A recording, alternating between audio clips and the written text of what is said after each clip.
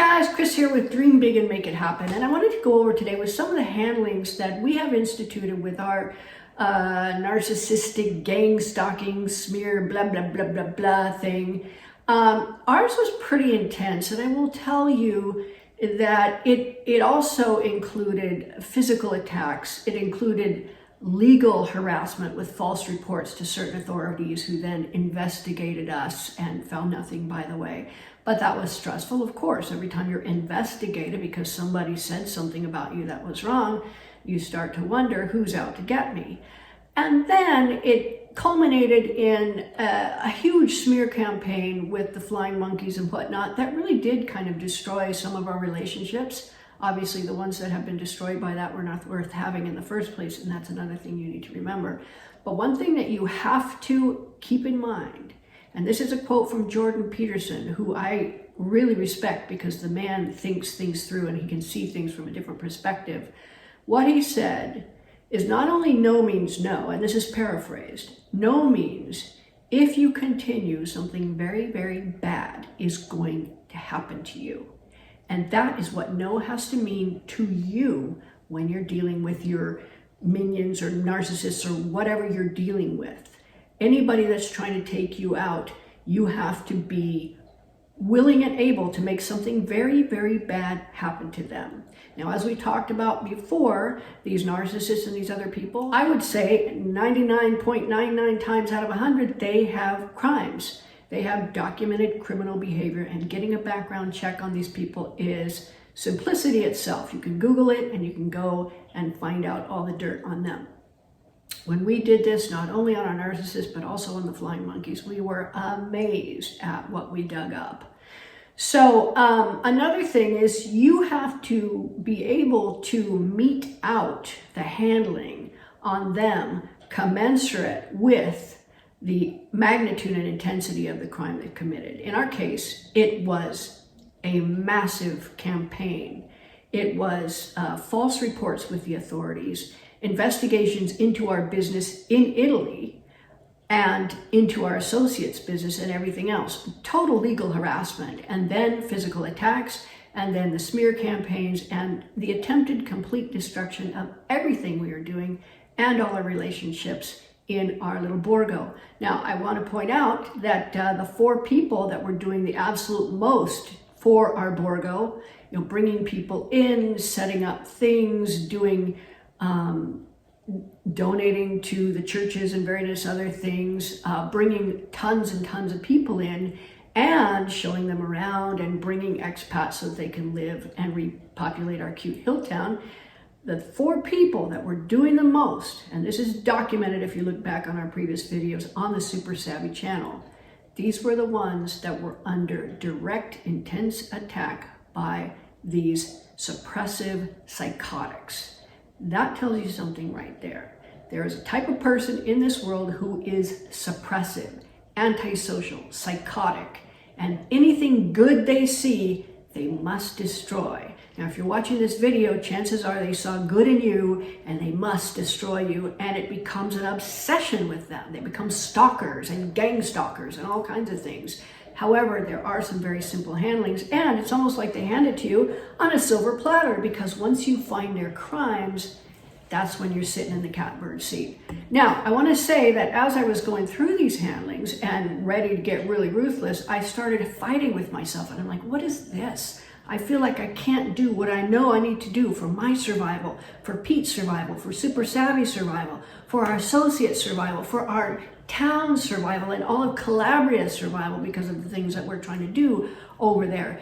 All of this is done to handle a psycho so that we can continue doing the great work we've all been doing and having the great results we've all been having. Why am I fighting with myself? And I realize there's a lot of early childhood training that gets you in there and gets you to stop doing things like that. And I'm going to go over the exact phrases that I ran into because I typed them all up. What am I hearing? What am I hearing? Oh, I typed them all up, and we're going to just poke each one of those little balloons and let the air out of these phrases because they do not apply in these circumstances. So the first phrase is, it's none of your business. I actually had one of the flying monkeys say, it's none of your business. Okay, let me just poke a big darn hole in that particular balloon. If you are out to destroy me, everything good I've created, all of my friends, all of my associates, destroy the whole area, destroy the community in our Borgo, if you're out to destroy all of that, everything about you is my business. And I suddenly become fascinated in where you've been and what you've been doing. So I want to know all your crimes, and boy, oh boy, was it easy to find them. Any of these minions, any of these psychos, the crimes are just right there, right for the picking. I mean, it's public record. You don't even have to look very hard. And we found pay dirt after pay dirt. And that is very valuable pay dirt. And you'll see why probably in the next video. But in any case, it's none of your business. Yes, if you're trying to destroy me, everything about you is now my business. We've already talked a little bit about turning the other cheek. I can tell you if you turn the other cheek, they're going to smack that one and then cut off your head. So don't do that. The other one is take the high road. Just take the high road. The high road, to me, is a bit of a non-confront approach. It's ignoring the situation, hoping it'll go away. Well, everybody in these people's past have ignored the situation, taken the high road, turned the other cheek, and have not effectively handled these psychos, because if they had, they wouldn't be trying it with us. Now, taking the high road, I call it the high road to your destruction, because if you do not fight back, they will destroy you. I will say that you had better be as comfortable in the gutter where they are as you are on the high road. Again, all angels have two faces. You can be sweet, you can be pure, you can be empathetic, you can be loving. That's wonderful. But all of those qualities are what are going to get you taken out by these psychos, because those are the exact qualities they can't stand. So get yourself comfortable thinking and strategizing. I will say one thing, that when you're dealing with these creatures who spend most of their life in the gutter, you had better be as comfortable dealing in the gutter as you are dealing up in the clouds where you normally live. Living up in the clouds while these people are there with their arrows all trained on you is not a good strategy. Being able to be down in the gutter, think about their next move, think about what you would do if you were a total psycho and obsessed and a stalker, and all of those things will get you far. Another one is, just be nice to them and they'll stop. No, we were nice to them to start with. We were very nice. In fact, all of these people, we bent over backwards to try to help. We did a lot of free counseling about their businesses. We referred clients to them. A lot of money went to them. They ended up by grifting off our clients. So being nice didn't work. Being nice was what got us into that situation to start with. The niceness ends the minute you've decided to destroy me. And I will be out to destroy that person, root and branch, absolutely gone, until they realize that they're not going to get anywhere trying to take us out, and just move on, go somewhere else. I've said a few times that these people will never give up. And you have to be able to focus on them until they either fall into apathy or leave, okay? Those are the only two conditions that we will take as, as the end of the hostilities, if you will. Because when they still have the will to fight, they will fight. They will try to take you out again. They'll just do it more covertly. So you have to be very aware, and you have to be willing to stick with it until they're either in apathy and not able to do anything, or gone. Another one is, work it out with this person. Well, there's no dealing with terrorists. I think we found that out, right? These people are terrorists. They are domestic social terrorists, and you don't negotiate with terrorists. And in fact, I don't negotiate with anybody who thinks that they now are in a leveraged position with me by doing physical harm to me. All you're doing is rewarding them for attacking you. Don't do it. Here's another one. Do unto others as you would have them do unto you. That's very good advice, by the way. The unfortunate part is they've already done unto me what I would never do unto anyone.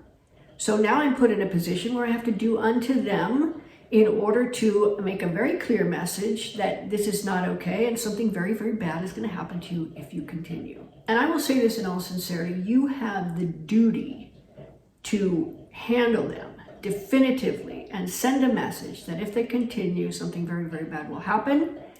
Because if you let them go, if you take the high road, if you ignore, if you turn the other cheek, or worse yet, you leave, they are going to continue with this behavior, and they're going to do it to other people, and they're going to get more bold, and they're going to get more vicious, and they're going to get more nasty, and you never know where it'll end up. With these particular people we've dealt with, I can promise you this, they will have second thoughts before they ever do something like this again. And I hope that whoever they might come across that they try this with is watching this channel right here and right now. Because when people start standing up and saying no, and no means something bad is going to happen if you continue, and they make it stick, these people will have no choice but to learn to behave in polite society. So I hope this helps you get rid of some of your early childhood training. Some of it's quite legit, like do unto others. Well, that's not applicable right now.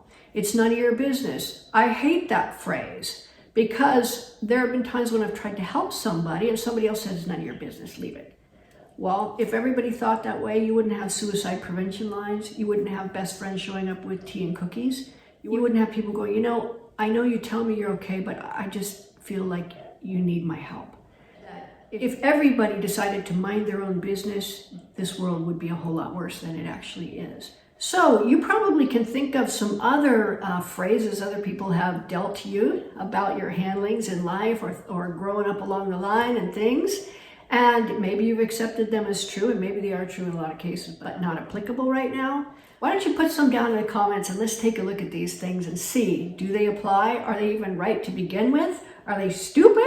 Let's have a look. Anyway, guys, I hope this helps you. I think the action of writing them down and seeing how they apply or they don't apply is going to free you from them. You may have to push against a little bit of reaction on your own part to do it, but I'm telling you, when you come out the other side, you are very much empowered because you have just proven that you can do and be way bigger than the other party, and that's what got you attacked in the first place. So let's just let them see the other side of the coin here.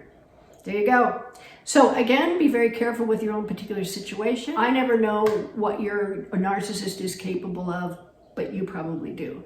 So tread carefully, but I hope this helps, and I will see you on the next video.